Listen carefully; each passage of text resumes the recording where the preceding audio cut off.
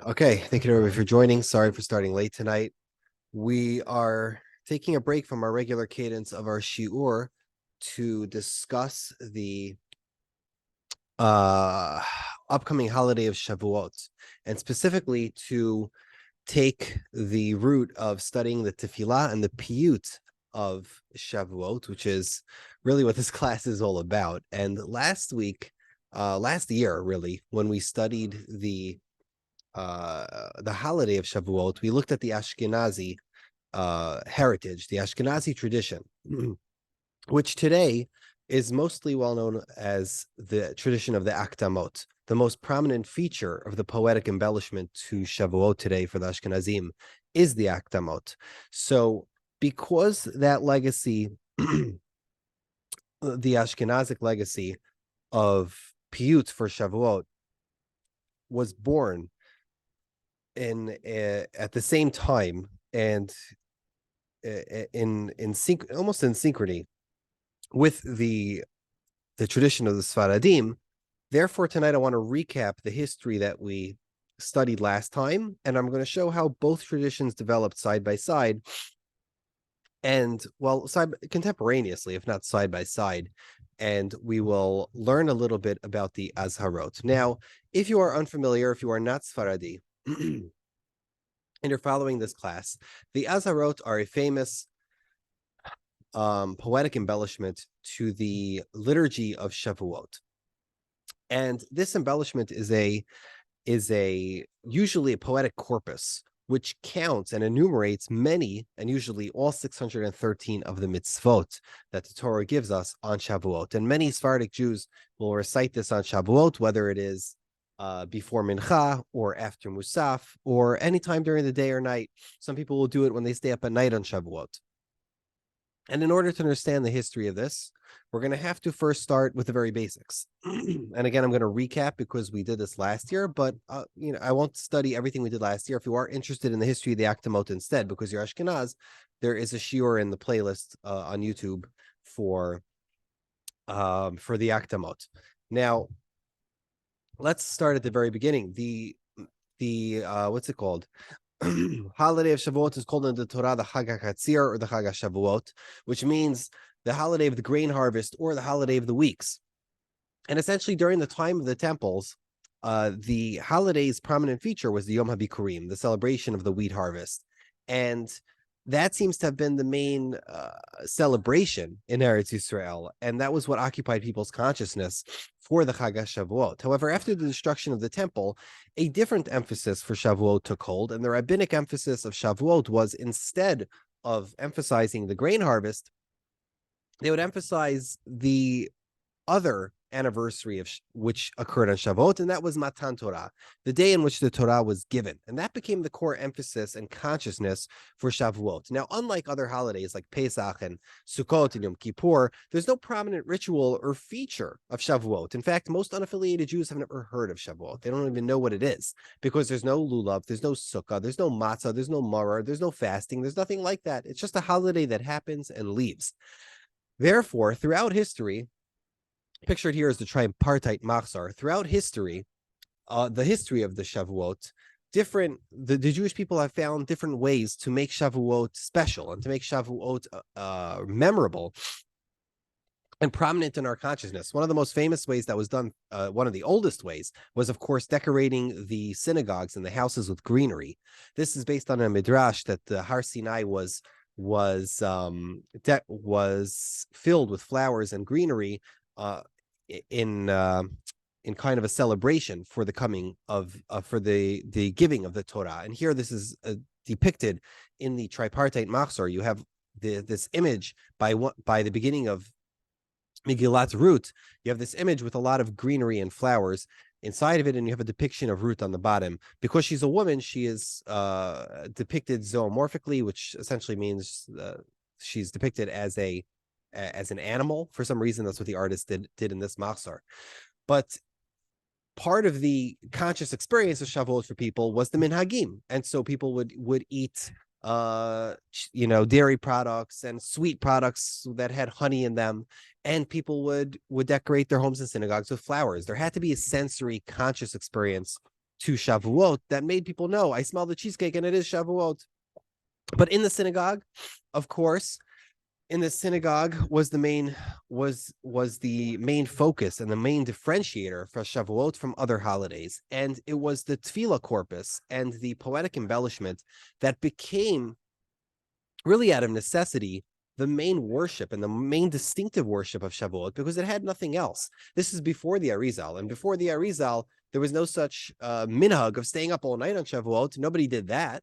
So for 1,500 years almost, there was nothing to make Shavuot special from other holidays besides for the avodah itself, and that was what they focused on from the very beginning of the time of Chazal. Now, we've spoken about this before, but let's just recap. By the time of the early Middle Ages, like let's say from 900 until 1100 in Ashkenaz, we had a ballooning of Piyyut and embellishments to the tefillah that really exploded and made the Siddur almost so great and so tiresome that after roughly the year 1100, we start to find deletions.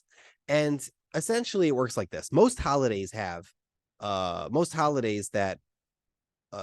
received poetic embellishment received from an early era from the Piyyut of Eretz Yisrael, Yotzrot and Krovot. Yotzrot and Krovot are, of course, poetic portfolios that are added to the Yotzer, to the Bracha of Yotzer, and to the Bracha of the Brachos of Shmona Esrei on a holiday.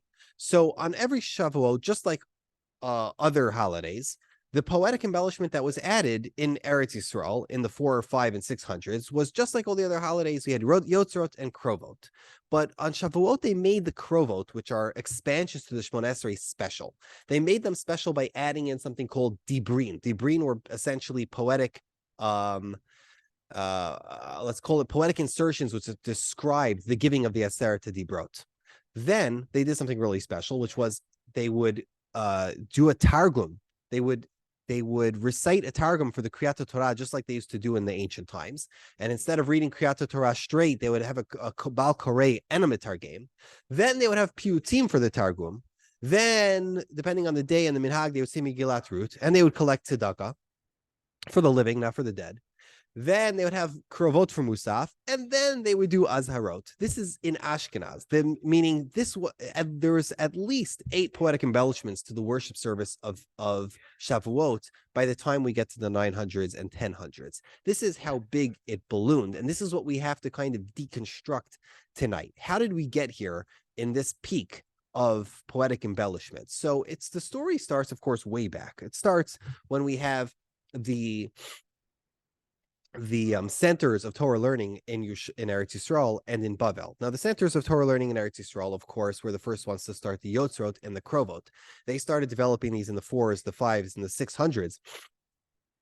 And they developed most of these Yotzrot and Krovot that we know of. The Targum, however, is a different story. You see, and I hope I'm not forgetting anything, because again, this is just a recap, but essentially, there are 2 dialects of Aramaic, and there are multiple types of Targum. The Targum Onkelos is the one that most people will use today in a standard Chumash, but the Targum Onkelos was the Targum accepted by the academies of Pumbedita and Surah and the major academies in Bavel. Most of the major academies in Bavel, if they were going to be mitargem, they were going to translate the Torah alongside the Bal Korei. They did it in Targum Onkelos. Now, that's very fixed. Targum Onkelos has no midrashim. It's very much a straight translation. And eventually, as time moved on and Arabic became the dominant language spoken in Iraq, and less people understood the Aramaic anyway, and there were less and less people who knew how to be mitargem, the practice of reading the Torah from Targum Onkelos eventually died out. We know that the Mishnah Megillah says that you have to read the Targum for every parasha. This is the Mishnah Megillah Perek Daled here. However, the minhag eventually went out of favor. But in Eretz Yisrael, they had the Targum not of Onkelos.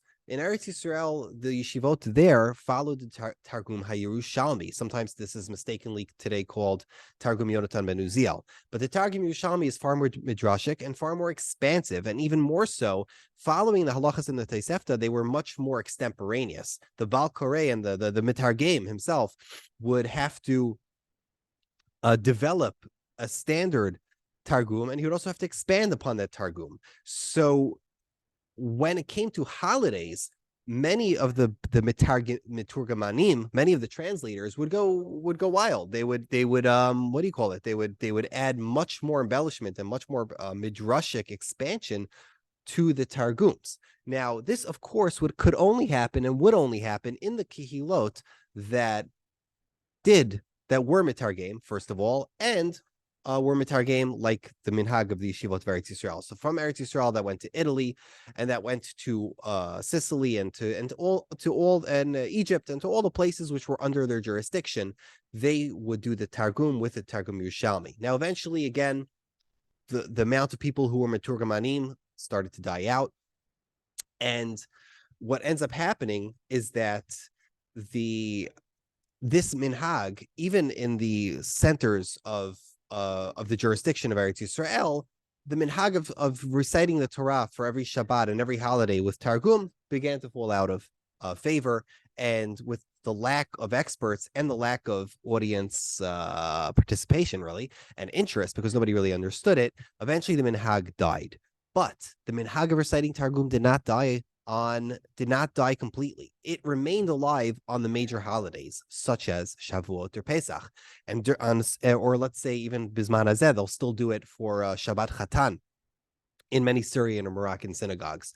So this practice lived on, and it took itself all the way to the 1100s and the 1200s in Ashkenaz, where they were still doing the Targum, the Kriyat Torah with a Targum in Ashkenaz. Now, I'll take a quick break for a short story. One of the lesser known things about Targum is that this was such a major practice, such a huge part of the Kriyas Torah in the late ancient world, that we know that there was it actually caused a major problem for the Jewish people, because in Greece there was a very nasty fight in the Jewish community that occurred, and they couldn't agree about whether or not if they should be allowed to say Targum in Greek. Should they be allowed to do the Targum in the synagogue in Greek? And the fight got so nasty that they brought it to the Emperor Justinian, who adjudicated on this matter, unfortunately. And in Novella 146, he paskined that if anybody was going to do Targum for the Torah, they had to do it with either Aquilas or the new, the standard Christian translation, and in Greek, the Septuagint, and anybody who was caught teaching Mishnah or something that was not the Christian, the Christian Messiah, so to speak, tradition of Piyyut Shakra, could be exiled, which is a terrible, terrible decree, and it was a precedent which caused problems for a very long time. But simply this edict in Novella 146 is excellent evidence for what a big deal Targum was in ancient times. Now, and this is, of course, the extent of the empire, so you could see what a huge problem that was for everybody. Now, okay, so what do we have on Shavuot? So far, we've explained the Azharot, we've explained the Krovot, we've explained the Targum. Now, the Dibrin, if you open up any Targum Yerushalmi, if you look in Sfaria, it's accidentally called Targum Yonatan. If you open a Targum Yerushalmi for, let's say, Shemot Perek Chaf, and you look at the Aseret Dibro there, even in the Targum Yerushalmi, we still find, especially in the better versions of it, you will still find these relics of the Dibrin that were said on Shavuot. And this is what the Chazanim would actually say in the centers like Italy and early Germany. So you have Divira Kadma'a, the first Diber, Kadavanafik min Pum Kuchadi Shmei Rabam Vrach, Hezikin, Vehikvarkin, Vehikashalvion Lamipad Dinor, right? When the first commandment came out of God's mouth, and it was like thunder and lightning and flashes of light, and he had the angels on one side and the angels on the other side, and it's fascinating midrashic expansion of the psukim in Parashat Yitro. Okay, so we've gotten all the way up to the Dibrin. Now, they also did Targum for the Haftarah, so we also had Targumim for the Haftarah. And where was I on that list? We get up to Musaf. They had Krovot from Musaf, obviously. And then finally we'll get up to the Azharot. But here's just a manuscript to demonstrate. You have this is a manuscript from the Cairo Genizo in the Ben Ezra synagogue. You'll see this relic here of the Chazan, who is preparing his Targum for Shavuot. Umershu Takel, Malachi Gabriel, Michael, Daniel, Raphael, Atargame, Ana Avda, Yeshua ben Avram, Divrei Kedoshim, Umeir Moshi. Like he's giving this whole introduction for what he's gonna Rabbi Isai for the Targum of Shavuot. It's very beautiful stuff. Now, you will find a lot of this early minhag represented in the earliest machzorim from France and from Germany and really from all over Europe. Now, what you need to understand is that these machzorim, these large, humongous, really, you could go see these today. These large machzorim were meant for chazanim, and they didn't necessarily say all the piyutim in this machzor, but the chazan would have to choose. He'd have to feel out the crowd and choose which piyutim he was going to say for the holiday. He'd have to choose, well, which yoter am I going to say? Which krova am I going to say? Which piyut for the targum am I going to say? And so these machzorim allowed the chazanim to choose from the repertoire of things that they liked and they wanted. And very often you would find if you could study these machzorim one after the other, you can find a development where some of the older piyutim fall out of favor for some of the newer ones. And one of the most famous, of course, is the Akdamot. The Akdamot, written by Meir Shiach Tzibor, is really one of those reshuyot, or one of those introductions for the Targum, or the Piyyut Targum for Shavuot. And this, of course, displaced earlier ones like Asitu Lememre, and I think it has a brother, which is Afilu Kol Nimeh, which is, I think, the French version. But there's very, very early piyut here. And a lot of the Shavuot poetry, like Arakin Hashem Shemaya and Azal Moshe, goes all the way back at least to the 4th century. So this stuff was written in the time of the Amoraim of Eretz Yisrael and the Amoraim of Bavel.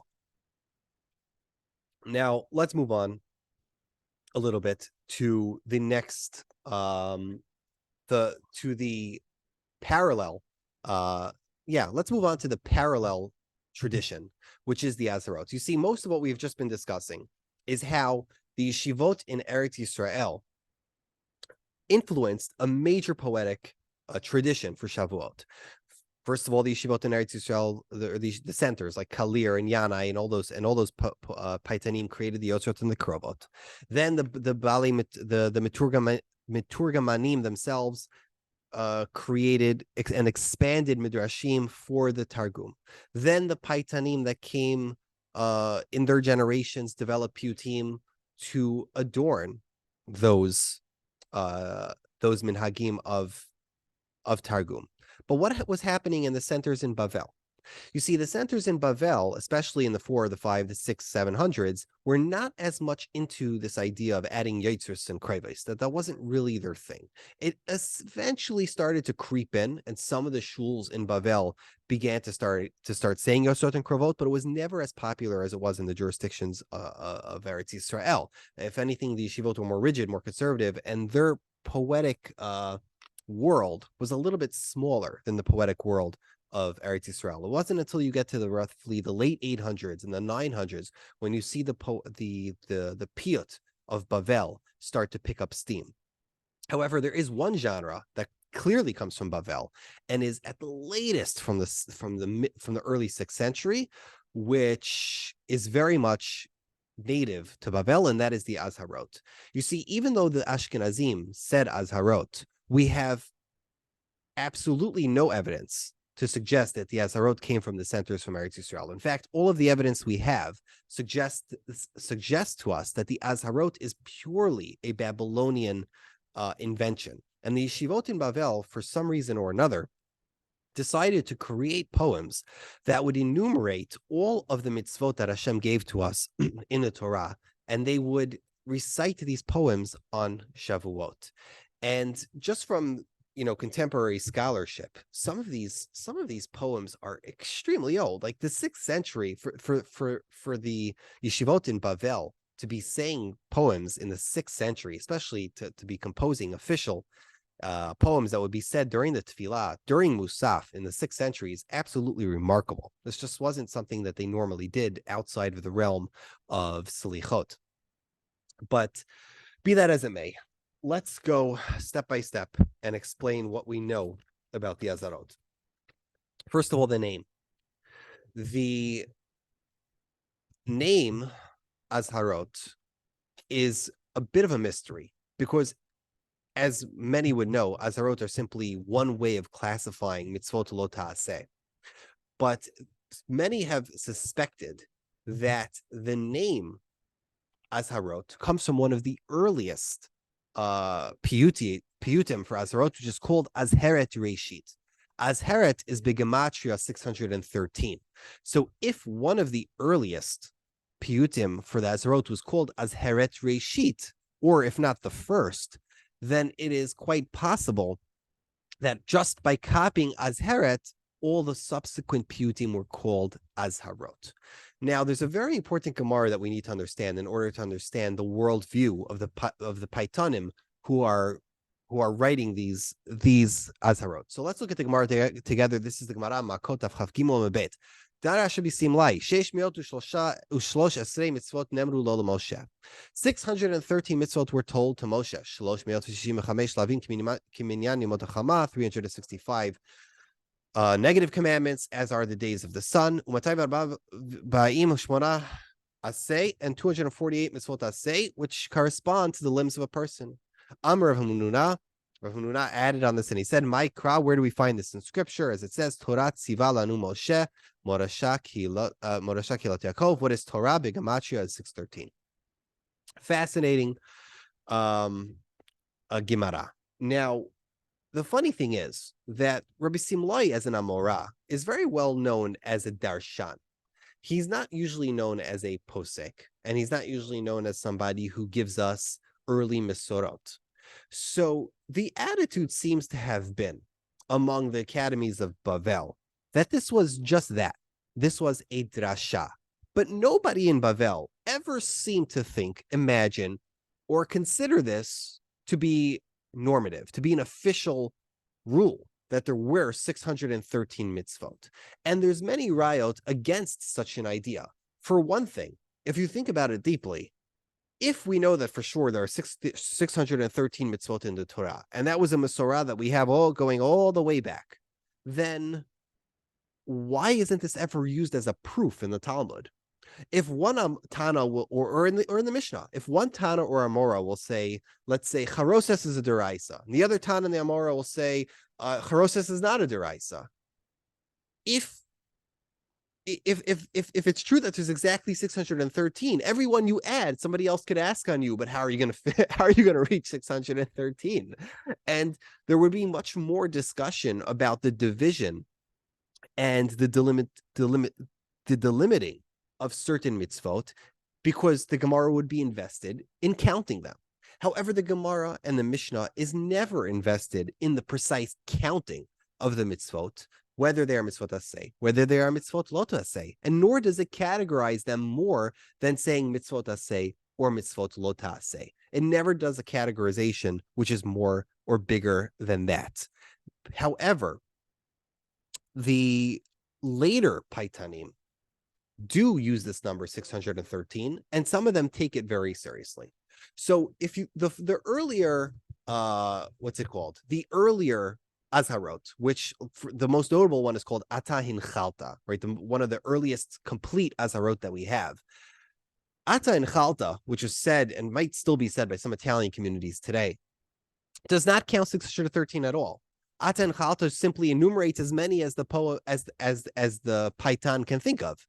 Some have estimated the number that he brings to be roughly around 570, but it's clearly not on his agenda. It's not something that he's interested in. He does enumerate hundreds, but does he try to get to 613? Clearly not. He doesn't add them up. He doesn't put numbers at the end of paragraphs, and he doesn't have any, division such as that makes any kind of logical breakdown or rubric or order. Therefore, we know that the Ata Hinchalta is one of the oldest ones because this idea of championing 613 as a real number that matters only comes to us in the form of the Bahag. The Bahag, or the Bal Halachot Gedolot, is a sefer written by one of the great poskim in Bavel named Rabbi Shimon Kayara, who lived in the early 800s. Rabbi Shimon Kayara was a posek who never became one of the Rosh Yeshivot of Bavel, but his work, the Halachot Gedolot, was an extremely important and probably one of the first extremely important halachic texts of the Yeshivot of Bavel. And most people attribute the number, the counting of the 613 mitzvot to the Bahag, because in the introduction to the Bahag, there is a very important and very famous accounting and study of how the mitzvot in the Torah add up to 613. And the author there, the author of the Bahag, so to speak, divides them into 4 different categories, which are first of all onshim. Let's call it 4 categories. Onshim, which are things which are you're chayav mitah for. Number 2, lavin, which is a negative commandment which you're not chayav mitah for. Number 3 would be mitzvot aseh, and number 4 would be mitzvot tzibur.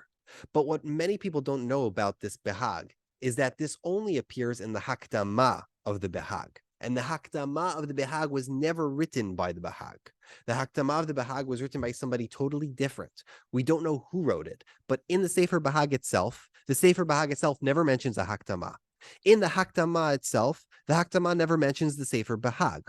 So Ad Hayom Hazeh, none of the Chokrim and none of the Chachamim who have looked at the Sefer Bahag have any idea how the Hakdama of the Bahag got juxtaposed to the Bahag itself. But for some reason, already by the time of the early Rishonim, people were calling this Hakdama to the Bahag. We don't actually know why. It's a very, very strange, fact of history. However, this Hakdama of the Bahag was very influential. And immediately we began to find Paitanim who modeled their Azharot, their poetic enumeration of all the mitzvot on the system of the Bahag. And they were divided into 4 sections. Sections of Oshim, a section of Lavin, a section of mitzvot aseh, and a section of mitzvot tzibur, with some of them actually followed his counting and some of them argued on him a little bit here and there. And we see that influence. We see the influence both in language and in numbers and in order. One of the earliest ones that's important to know about is Rabbi Binyamin bar Shmuel.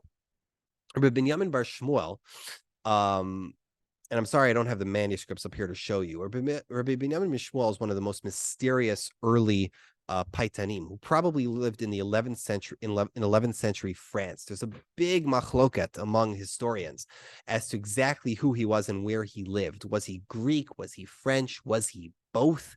Whatever he was, he wrote an extremely influential set of Azharot, and we don't actually know the name of it because we're missing the first part. However, he influenced one that's called Emet Yehagechi, which was what do you call it? Emet Yehagechi is mentioned by the Balei HaTosafot all over Shas. And let me share my screen again. How do I do that? Sorry for anybody listening. Let's share my screen.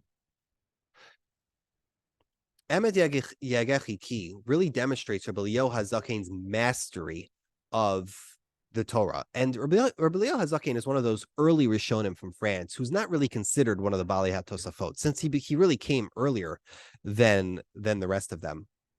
However, he's a legendary personality. He's a legendary posek, and all of the Chachamim of France and of Germany spoke of Rabbi Eliyahu HaZaken with great reverence. The Balei HaTosafot, in the time of the Balei HaTosafot, his Azharot, which are called Emet Yehagechi, were learned by heart. This is the kind of thing that they learned since they were children, and they knew it absolutely bal peh. It was like a didactic poem that they would study and they would sing on Shavuot. And because of this, the Tosafot says many times, at least 7 times in Shas, maybe like 12 times in total, he'll ask a question to or from the Azharot of Rabbi Eliyahu HaZaken. He says, oh, look, Rabbi Eliyahu HaZaken says it in this way in the Azharot. It must be that's how he understands the halacha. That's how he understands the mitzvah. And sometimes the Balei Tosafot push back and they say, no, he was just being poetic. He wasn't being halachic. And Rabbeinu Tam takes it very seriously. He's like, well, maybe he'll be, maybe Rabbi Eliyahu HaZaken will be poetic, but he's never going to be explicitly wrong. So Rabbeinu Tam will even go so far as to change the nusach of the Azharot because he revered the nusach of the Azharot, Rabbi Eliyahu HaZaken, so much. Now, if the Ashkenazim were so into this, so into saying piyutim like Hatan Chalta, Az Sheish Mayot, or Azharot Reshit, or Emet Yagachiki, if the Ashkenazim and the French were the Germans and the French Jews were so into saying these Harot, well, why did they stop? Well, this answer simply is they had to breathe. If you look at that list I showed you earlier, just Shachrit and Musaf alone could have taken 4 hours, 5 hours maybe in shul. It's impossible after time goes on to really say all of these things in one sitting. You cannot command the attention of the kahal. So some people still learned it by heart. Some people still would say it not in the tefillah. And it seems that it got pushed from within the Musaf Chazara to after the Musaf Chazara to people not saying it really at all. That seems to be the history of the Ashkenazi tradition of the Azharot. But I would encourage anybody who can to pull out a copy of, a copy of the, let me stop my share so I could show you. If you pull out a critical edition of a machzor for Shavuot, such as, let's take, for example, Yonah Frankel's really Daniel Goldschmidt's Machzor LaShavuot or something similar to this, you can find the Piyyut of Emet Yagachiki and Ata and Chalta, and I would encourage you to read it because these are fascinating and beautiful long poems which really teach us a lot, and they're a great way to remind us of all the mitzvot. And what we'll come to now is the Sephardic tradition. You see, to really begin this discussion, you have to look at the pushback to the Bahag. You see, Rabbi Binyamin Bar Shmuel and Rabbi Eliyahu HaZaken were influenced by the order of the Bahag, even if they didn't completely accept it. However, the Rishonim, like the Rambam or Sadia Gaon and a few others, they took the number 613 seriously, but they pushed back on the classifications, right? They didn't like, for example, if Sadia Gaon doesn't like the Piyyut of Anta Chalta because it has what he believes so many errors, he doesn't see it as just like a work of poetry. The Rambam says, well, the poets here in Spain, they're poems. They are poets. They're not rabbis, and they're trying to make beautiful poems, and that they succeeded in. He probably saw Gabirol's poetry. He probably saw the beautiful Azharot that were said in Spain, but they made him bristle because they were so often incorrect. And so in his introduction to the Sefer HaMitzvot, the Rambam criticizes these Piyyutei Azharot because he doesn't think that a lot of these authors really knew what they were talking about. You can't count the 613 mitzvot. I'll show you how to count the 613 mitzvot, says the Rambam. And some Rishonim, like the Ibn Ezra and trying to think offhand who else, the Ramban, push back against the number 613 entirely. They're like, you're trying to count the 613. It's a fool's errand. It's just a drasha. It's not meant to be taken literally. And there's no way to actually enumerate or to get to an exact number of 613. Some of the Mekubalim say, no, there is no exact number of 613. It's just impossible. These are just the shrushim, the roots, the spiritual roots of the mitzvah. And that's really what the drasha means, that the 613 spiritual roots to the Azharot. Now, of the Sfaradi Azharot, of the ones that actually survived in Spain, they didn't continue for some reason to say Atay Nechalta. It seems that one of the most popular ones was written by a contemporary of the Rif, whose name was Rabbi Yitzchak. I'm sorry, let me just get his name because it's not something that I speak about very often. I think his name was Rabbi Yitzchak ben Ruvain mi Barcelona, who was a contemporary of the Rif. His, again, were also influential, and Shlomo ben Gabirol clearly saw his, and he clearly saw, and many others clearly saw this version. But once Rabbi Shlomo ibn Gabirol put his pen to the task, Rabbi Shlomo ibn Gabirol really put everybody else to shame. Because if you take some of the earlier countings, especially someone like Rav Sadia Gaon, a lot of the poetry itself gets constrained to the external strictures of the genre, because you have a genre where the rule is you have to enumerate 613 mitzvot, and that's an external stricture on your poetry where it forces you to go ahead and write a list in poetic fashion. So this gets it's I mean, Sadia Gaon writes Anochi Eshokla, for example. He also has another one, Hashem Elokecha Tira. But if you look at that poetry, the poetry is really second fiddle. Really, the enumeration of the mitzvot comes first, especially for the hardcore, halachist. The enumeration of the mitzvot comes first, and then the poetry comes second. So it's a very difficult genre to write poetry for. But Reb Shlomo ben Gabirol was a man whose pen was blessed by God himself, and was not just one of the greatest Jewish poets of all time, but was one of the greatest poets who've ever lived. And despite incredible hardships in his life, and despite being an enormously sensitive person, Rabbi Shlomo ben Gabirol managed to write probably the most beautiful set of Azharot that we have today, and they are called Shmor Libi Ma'aneh. A lot of people believe that it begins with Amon Yom Zeh, but Amon Yom Zeh is really just an introduction written by Rabbi David ibn Beguda. And his Piyyut, or Shmor Libi Ma'aneh, is something that survived for at least, it survives to this day, for 800 years. The Moroccans were really stubborn, and the Moroccans and the Northern Africans really were stubborn enough to continue saying the Azharot of Rabbi Yitzchak bar Ruvain Barcelona, simply because he was a giant of his time, and his Azharot were also very nice. And he was the dominant rabbi and the dominant Azharot of North Africa. But the beauty of the poetry of Reb Shlomo ben Gabirol really eventually took over and became the one that was said from every corner of the Sephardic world, and spread even further than that. Even in Teiman, we have manuscripts of Shmor Libi Ma'aneh that survived. And if anybody's interested, you could go online and you'll find plenty of people singing the different tunes, especially the Moroccan tunes for Shmor Libi Ma'aneh. Hayab Mod Ne'aneh.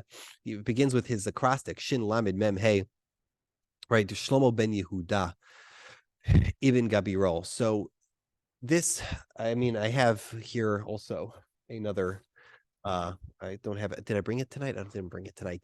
The Azharot from Rabbi David Biton, who did a pirush on the Azharot of Rabbi Shlomo ben Gabirol. So that's actually another interesting part of that history, that the Azharot, to some, especially to the Bali HaTosafot, but to others as well, was seen as a very important didactic tool, and therefore they would write pirushim for it. Only one generation after Rabbi Eliyahu HaZaken, one of the Talmidim of Rashi, whose name was Rabbeinu Shemaiah, he wrote a pirush for the Azharot of Rabbi Eliyahu HaZaken. It just shows you how much it was valued by those Paitanim. So I think we've covered most of the history of the Azharot for now. This year, most of the Sephardi shuls will say the Azharot either before Mincha or when people have time to stay up all night by Shavuot. And the truth is that the staying up all night has become the dominant feature, or the dominant minhag of Shavuot, and much of the liturgical and poetic embellishment and avodah of Shavuot has fallen to the wayside. This is true for the Sfaradim, and this is true for the Ashkenazim.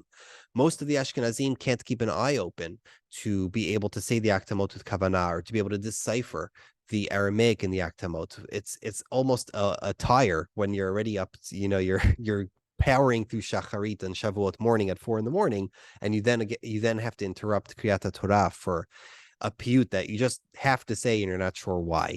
The same is true with the Sfaradim. If you're going to get to the end of Musaf at 5-6 in the morning, it's not going to be a tough sell to make people say Azharot and stay awake an extra 35 minutes. So therefore, a lot of the poetic embellishment for Shavuot got pushed to the back seat.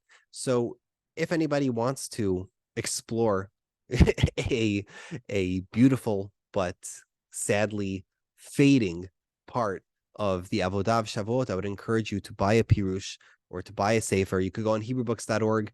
I think it was Rabbi Solutsky wrote a pirush on the Azharot of Rabbi Eliyahu HaZaken. You could find Ata and Chalta. You can find Emet Yagechi Ki.